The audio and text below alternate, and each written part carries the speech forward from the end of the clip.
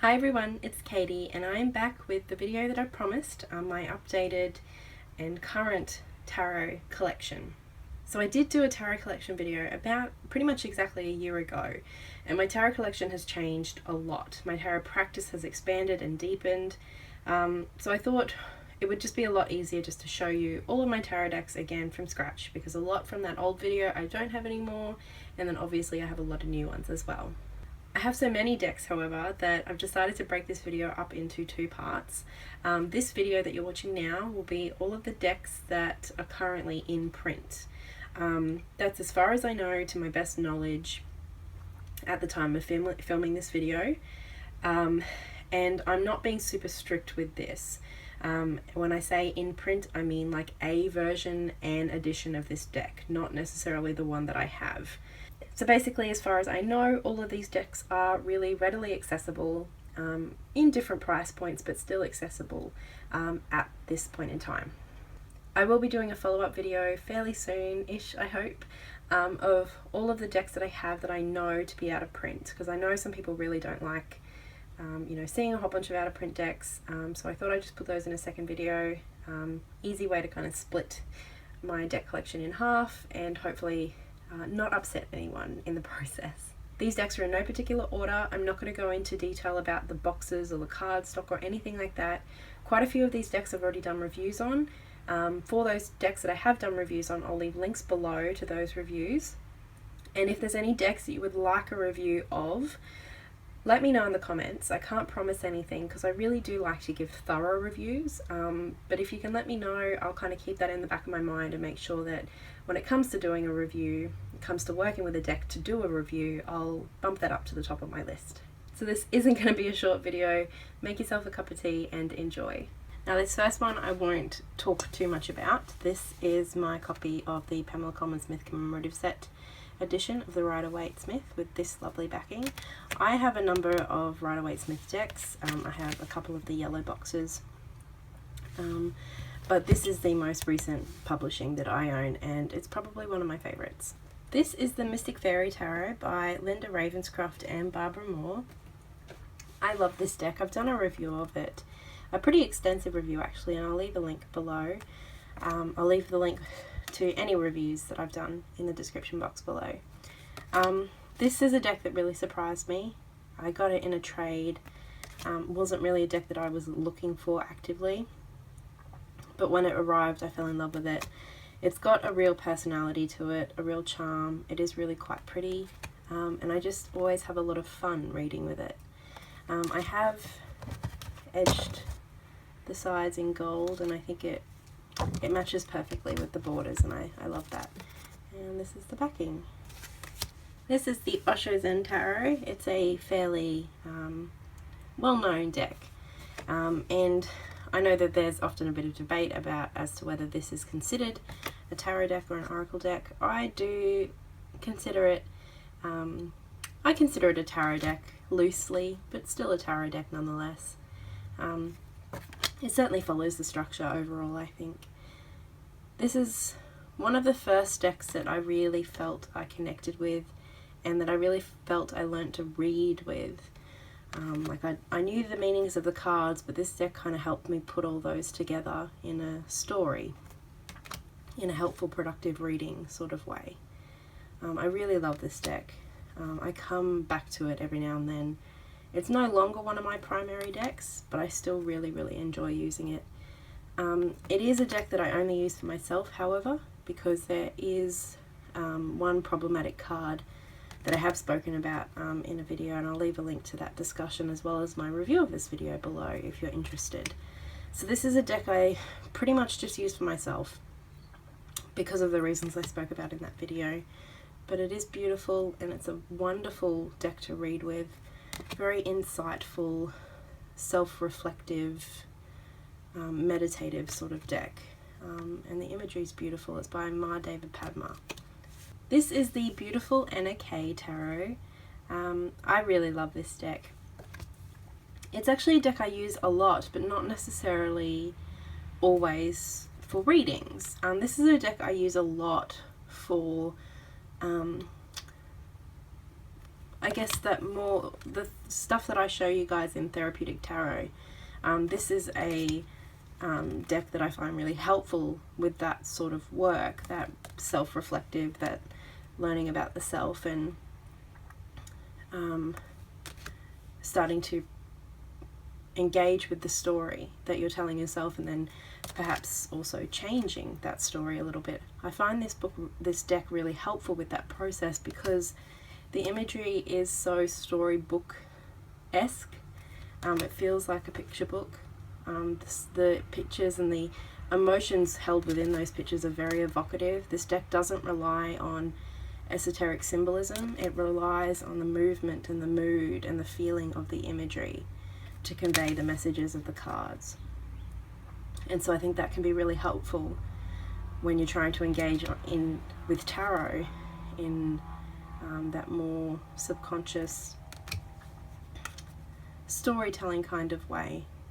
This is a well-loved and well-known deck. I feel like it's almost like the cult classic of the modern age. This is the Snail Mail Tarot by Waite.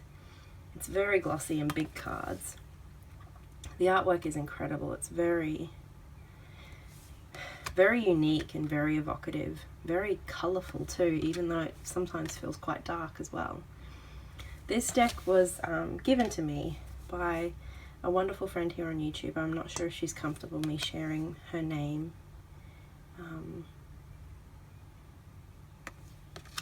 In this context.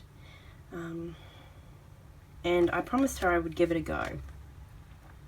Because I said that I wanted to see this deck and I wanted to work with it. I just wasn't sure if I was ready for it. And I still feel that way. But every now and then I'll pull it out and just have a look at the pictures. And every time I do, I feel a little bit more comfortable with it. I know for a lot of people this is a really important big deck. And I'm not yet sure whether that will be true for me as well. I do, however, know that this is going to be a slow and steady relationship. And so I haven't moved into even shuffling the cards just yet. It's still just a process of looking at and appreciating and becoming familiar with this imagery. It's an incredible work of art, though, this deck, it really is. This is the Spiral Tarot by Kay Steventon. This deck is still in print, although as with a lot of decks, the book is a little bit harder to come by, but you can often find it still on eBay for not too expensive. And this is one of my favorite decks. It's one of my go-to decks. I adore this deck. I'm planning on doing a review of it very soon. I've been wanting to review this deck for a long time, but I just felt like I wanted to do it justice. I feel like this is a bit of an underrated deck, so if I was going to speak about it, I wanted to speak loudly. This is a go-to deck for me. It's definitely in my top 10 decks. It's pushing into my top 5. I just perhaps don't read with it as often as I do a few others, but when I do, it's always really powerful. And I always know when this deck is needed. It has a healing kindness to it, but it's still very, very strong and powerful. It has a little bit of a dark goddess sort of aspect to me. It has a lot of esoteric symbolism, especially in the mages. It has a lot of Kabbalah and astrological signs and other alchemical symbols. And for a little while I found this a little bit intimidating. And the book has helped me somewhat, but I really don't think the book is necessary in order to get a lot out of this deck. The imagery is absolutely beautiful, and again, it's really evocative emotionally for me. And it's always just a really, really wonderful, powerful, empowering, motivating reading for me when I use this deck. It's wonderful. This is the Stella's Tarot. This is one of my favorite decks. I've fairly recently, in the last month or so, trimmed this, and so it's become a bit of a mini deck. It's actually the first deck I'm not entirely sure whether I'm happy with the fact that I've trimmed it. This is pretty much what the cards look like, besides the logo and the Stella's Tarot here, but that border was around these cards. So, I don't know, I thought that the border was a little bit obnoxious, but I think that that pale cream colour might have actually served these images in a way that I sometimes feel like the colours almost feel a little bit much now without that border. I'm not sure, I haven't yet decided. But this is quite an easy deck to come across, so worst case scenario, I can save up and purchase myself a different copy or trade this one. But the imagery, I love this imagery. It's quirky and almost even a little, I always forget the word whenever I come to unsettling. I always forget that word when I'm trying to describe these cards. I don't know whether it's because, you know, the heads and the bodies are often a little bit funny. Sometimes, you know, the figures don't even have faces, they have something else for a head. I don't know, I love this imagery. I think it's playful and borders on creepy every now and then, but not quite. Is it gonna focus for me? I really love this imagery. I love the colours. And it is really quite traditional, but then there's just something extra about it. Some of the images like this one almost look collagey, just a little bit. But overall, it's just beautiful. I love the Stella's Tarot. This is Tarot of a Moon Garden. Again, this deck is still very much in print, but the guidebook isn't. But it is fairly easy to come across if you keep your eye out on eBay. It won't set you back too much if it's something that you want to invest in. But this deck really, I don't think requires it. I mean, at the end of the day, no deck really requires a guidebook. Or maybe that's stretching too far, but you know, you don't need a guidebook. That's the backing to work with a deck. I just happened in my trade, the trade that I did, it came with the guidebook. This deck was the very first deck I ever had, back when I was about 14 or 15. Not this actual copy, just the Tarot of the Moon Garden. And I had no other books. I didn't even have this guidebook. I just had the little white book. And I was just obsessed with the cards. I would sit and look at them all the time, and I would shuffle them and lay them out and look up in the little white book and try and interpret something, but I never really understood what tarot was.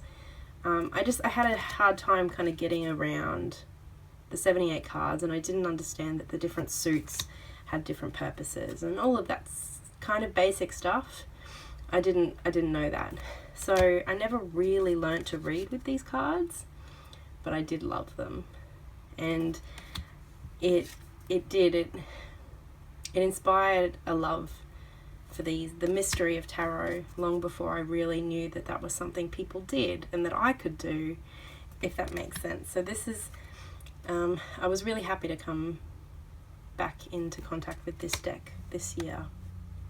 These next two decks, this one is the Sacred Rose, and the next one I'm going to show you, I've had since the beginning of this year. If you've been following me for any length of time, you'll know that I kind of had a big haul at the beginning of the year. These two decks were included in that haul, and I really love this artwork, and I know I will work with it.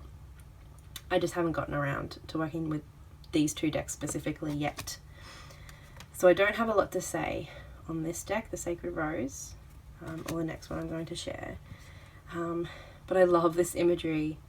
It's kind of alien and a little bit creepy. I mean, they just have white eyes. They don't have any pupils. And it's sparkly and really vibrant and a little bit retro. But it's beautiful. It's really jeweled tones, almost stained glass sort of look. And it just really appeals to me. Those colours, they're beautiful. The jewel tones really show up in cards like that. Again, this deck is very much in print. The guidebook, however, I don't think is anymore.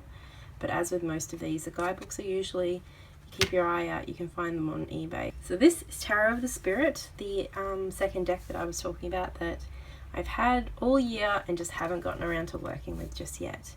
I've had some lulls in my tarot practice this year, and that's okay. It just means that I haven't had the time nor energy to invest in a couple of the new decks that I've gotten.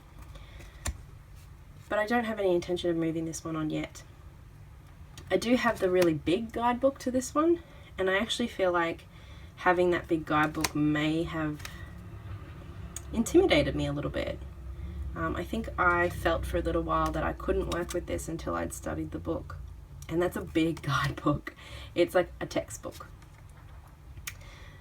and I think I'm releasing that a little bit, and recognizing that this is really quite, for the most part, it's familiar imagery to me, just with a new style. This deck has gotten quite a bit of attention in the past 6 months or so because Kelly from The Truth and Story picked it up and fell in love with it. And she does really thorough walkthroughs. So if you want to have a better look at this deck and hear from someone who's actually worked with it and really kind of gotten under the skin of this deck, definitely check out Kelly's channel. This is the Prisma Visions Tarot. This is an independently published deck, and I'm pretty sure the deck that I have is the second edition. And I'm pretty sure, again, that this is still in print in one version or another. However, independent decks, you know, they kind of come in and out of print a lot more frequently than mass-produced decks are. So if that information isn't correct, I do apologize.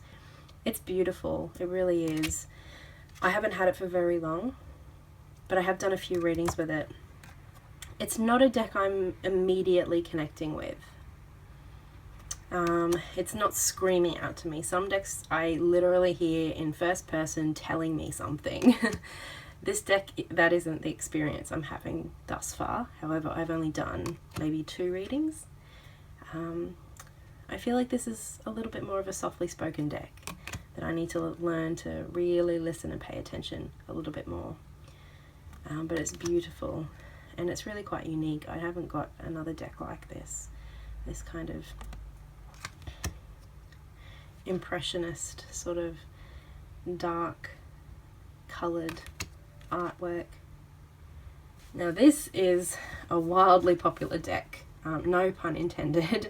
I feel like this is The Wild Unknown by Kim Krans, and I feel like this has become more popular than the Rider-Waite-Smith almost. It's kind of become synonymous with modern tarot. And I understand why. The imagery is beautiful. This isn't really a deck I connect with. And I know I hear people cringing as I say that. It's not a deck I really use. I got it in a trade and I'm pretty sure it was like an extra deck someone sent me or something. It wasn't a deck I was actively looking for. Wasn't a deck that was on my list. I certainly appreciate it. I think it's beautiful. It just doesn't speak to me in terms of tarot and reading and gaining insight and connecting with spirit. I don't know, it just doesn't do that for me at this stage. But it is beautiful. It is really beautiful. I think this is the first edition. I'm assuming it is because it has those backings. I know that the self-published editions of these decks are out of print, I think, now. But the mass-produced copy is coming out very soon if it's not out already. So this deck is still available, just not in this exact form. But it's funny, I go to say it's different, but it's become so popular that it doesn't look different anymore. But it was really unique, and I guess it still is. It's just, we see this imagery so much. I mean, if you're on Instagram, this is the deck you see, at least on my Instagram feed. And it photographs beautifully, and it is stunning. I don't know what it is about me and this deck, but I haven't been able to let it go. So that's something. I don't know whether that means eventually I will be drawn to using this deck and learning this deck and getting connected with this deck, or maybe one day it will be time to move it on. I'm not sure. So the last few decks have all been decks that I haven't really worked with a whole lot, and this is another one of those because it's fairly new to me. I got it in the same trade as I got the Prisma Visions, and it is the Tarot de St Croix. It's a deck that I've wanted for a while, but being an independently published deck and including shipping from America, it's never pleasant to have to spend that much money, and I just never got around to doing it. But then I got this in a trade, and I don't know, maybe I just wasn't in the right frame of mind when I first opened this box, but it's just not, the imagery isn't connecting with me as much as I thought it would. I still think it's beautiful, and I love how different and personal this deck feels, and I do certainly want to give it time for me to connect with it, but it's not one that I can speak to a whole lot at this point in time, other than to say it's really different and beautiful. It is heavily based on the Waite-Smith, I think, but it's got a really unique perspective, I think. And it feels really personal to the creator, and I love that.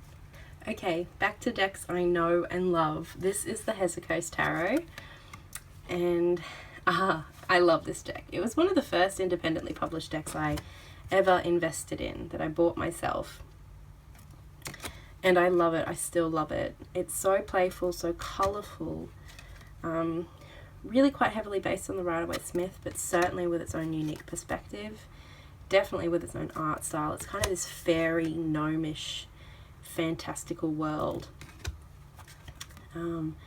but some of the darker cards still maintain that heaviness and power to them, but they're just filled with these really interesting, quirky characters, and I adore this deck. It is one of those decks that I love, and I find myself going back to. I love this Eight of Cups. Isn't that beautiful? The quartz is something that took me a little while to kind of love as much as I love the rest of the deck, just because they're a little bit more simple. They're really just a headshot of the individual as opposed to a landscape story sort of image. But this deck overall is so much fun to read with. Always really clear readings as well. It's a wonderful, wonderful deck. Now this is a pretty well-known deck. It's the Fountain Tarot. I really love this deck. It actually took me quite a while to get this deck. It was one that I just wasn't sure how I would feel about it in person. I would look at it in videos and be like, yeah, it's really pretty, it's beautiful, but what does it make me feel? I'm not sure. Eventually, the Fountain Tarot had a 2-for-1 sale, so I decided to purchase it then, because with the shipping to Australia, I figured someone would be quite happy to either purchase the second copy off me or trade it for something reasonable, making this, you know, a little bit less of a scary investment. And I'm so glad I did, because I opened this deck and I felt with my whole body, which is strange to me because when I look at this imagery, it isn't particularly evocative in an emotional sort of way, but it makes me think things that then make me feel things, if that makes sense. It's a real airy deck. It's beautiful, it's clear, it's clean, it's crisp, its messages are the same. It's very much Waite-Smith based, just really modern and simple, kind of everything brought down to its core. I do wish they'd release a deck with the images without this like kind of washed out look to it. I mean, I love the washed out look to it, but I've also seen images of the original paintings and they are vibrant and rich, and so I kind of wish they'd publish a second, like, Fountain Tarot 2.0 and have just the original paintings. But it is a deck that I love, and it is a deck that I go to really, really quite regularly, because it just gives clear, accurate, and really calm sort of readings. It's a really great deck to have in your arsenal, I think. This is the Watersprite Tarot. This is one of my favourite decks as well. Definitely top 10. Beautiful backing. This is by an Australian artist, and I have done quite extensive review on this one as well, which I'll link below. I think this is such a beautiful deck. I really do. You can get a guidebook to accompany this for a little bit extra, which I do have. And I did find it helpful to kind of really get into why the artist chose to depict the cards that she did, because the guidebook actually breaks down the key symbols. So that's really helpful in getting to know this deck really well.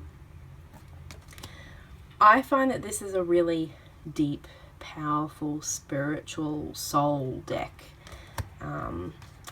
It really, I think I said in my review, it doesn't like to be bothered with the mundane things. It is really, really useful in readings regarding the heart, the soul, connection to spirit, those sort of really meaningful core experiences that we have as human beings, as opposed to the everyday living. I feel like that's what this deck is really made for. This is the Hardy Tarot by Colleen Hardy. This is a deck you can find on Etsy. It kind of goes in and out of print, but I'm pretty sure the last I checked she does have a few new editions available, and she has a borderless edition. This was the kind of jumbo edition, but it had like this really ornate big border, and I trimmed it right down. I love it. I love this deck. It's really unique. I'm not really well versed in the Thoth, but I hear that this is somewhat inspired by the Thoth Tarot. As someone who primarily reads with Waite Smith, this is definitely a step, out of that Waite Smith specific comfort zone, but it's still, I feel like I can read within that kind of paradigm, that framework. The pips are kind of this semi-pictorial, which I just love, and the imagery and the colors, I adore the imagery in this deck. This is a deck that I primarily use for myself at the moment. I'm not really sure why that is. I've had it for quite a while, and I love reading with it. It always gives me really powerful readings. It's just not one I've been drawn to work with for other people yet at this stage. It's beautiful and it's powerful, and I feel like she says a lot in the imagery. In each image really has a lot to say, even if some of them are quite simplistic in terms of their depiction. Not in terms of their artistry at all, but just they say a lot without having to create a whole scene in a lot of cases, and I think it's really wonderful. This is the Surco Tarot. This, I think, is the only deck I've ever successfully supported on Kickstarter. Kickstarter isn't something I do very often, just because you have such a small window of being able to, save up and support something. And of course there is that small possibility of, not getting what you received, even if the campaign is funded. So Kickstarter isn't something that I do. I'm not super into. Maybe one day I'll get more into it. But the Circo Tarot, I had loved from afar for a long time, but it had been out of print for a while. So when it came back up and I had the money, I supported it, and I'm so glad I did. I'm pretty sure you can now get this on their website. Their intention with the campaign was to be able to, produce this deck ongoing. This has become, in the short time I've had it, about 2 months or so, it has become one of my go-to decks. It's very much based for Waite Smith, so it's really easy to read, but it doesn't bore me like some Waite Smith clones do. It's fun, it's quirky, it's got its own personality, it's got its own voice, but it's just really easy to read as well. Like, it's just a joy to read with this deck, and it's so colourful. All the colours that I love as well. It's simple, but not too simple. It's playful but not too silly. I don't know. I love this deck, and I'm so glad that I did support it on Kickstarter.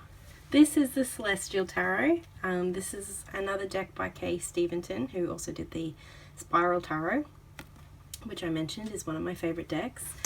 This deck is still in print, but I have the larger box set that also comes with the guidebook.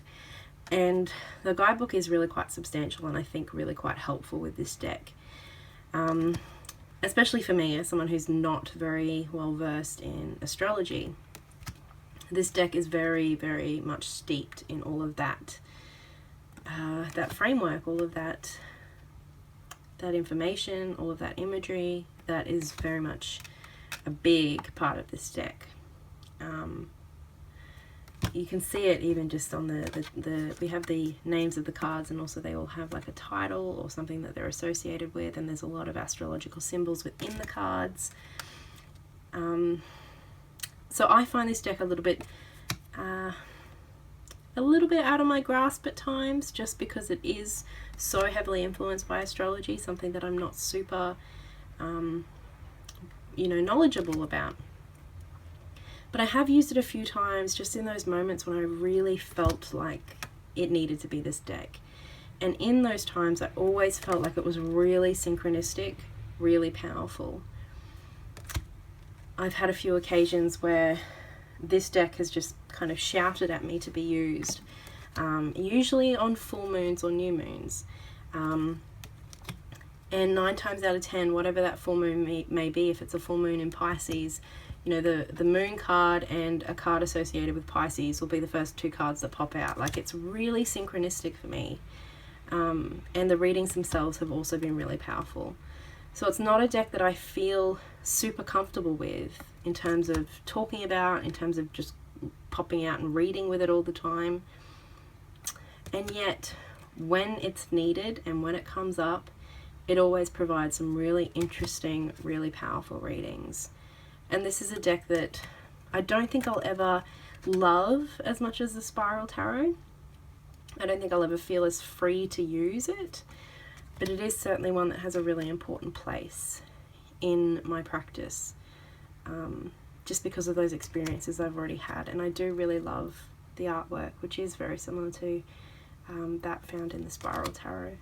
So that is part 1 of my tarot deck collection. These are all the decks that are currently in print that I know of, that are easily accessible at the time of filming this video. As I said, any additional links, any reviews or additional videos that I spoke about in this video will be in the description box below, so please feel free to check out that if anything piqued your interest. If you have any comments or questions about these decks, please leave them in the comments below and I will get back to you. I'll do my best to answer any questions. And if there is a deck you'd like to see a review of, don't forget to let me know, and I'll try my best to get around to that as soon as I can. I'll hopefully have the second part to this video up fairly soon. That is all of the decks that I own, the tarot decks that I own that are out of print. So those that are a little bit harder to find. And that is a really interesting collection of decks, I think. So thank you so much for watching if you've made it all the way to the end, and I will talk to you all again very soon. So much love, guys. Bye.